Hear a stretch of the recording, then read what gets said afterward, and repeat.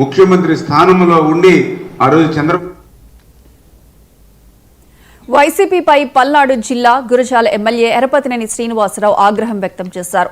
జగన్మోహన్ రెడ్డి అధికారం కోల్పోయినా ఆయన మాటల్లో మాత్రం ఎలాంటి మార్పు లేదన్నారు.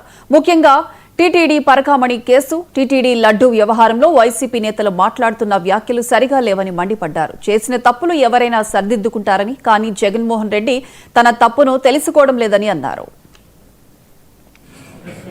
సమర్థించుకునే ప్రయత్నం ఇతనొక్కడే భారతదేశ రాజకీయాల్లో తప్పులను కూడా సమర్థించే నైజం ఇతనొక్కడే ఉంది.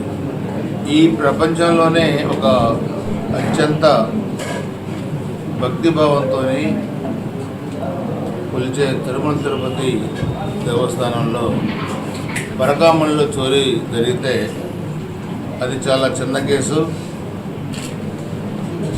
దాంతో ప్రాబ్లం లేదని చెప్పి కోట్లాది మంది ఉపయోగించే పవిత్రమైన లడ్డు తయారీలో కల్తీ నెయ్యి ఉపయోగించారని చెప్పి షిట్ కూడా తేల్చింది. అది మాజీ చైర్మన్ వాళ్ళ పిఏ వీళ్ళందరూ ఎవరో దీంట్లో లింక్ అయి ఉన్నారో కూడా అవన్నీ ఆధారంతో బయటపెట్టారు. నిన్న మళ్ళీ కొత్త సమాచారం ఏంటంటే 3,000 కోట్ల రూపాయలు టీటీడీ నిధులు దారి మళ్లించి దాంట్లో కమిషన్లు తీసుకొని ఆ వర్కులు కూడా సరిగ్గా కంప్లీట్ చేయలేదు. టికెట్ల మంజూరు దాంట్లో స్కామ్.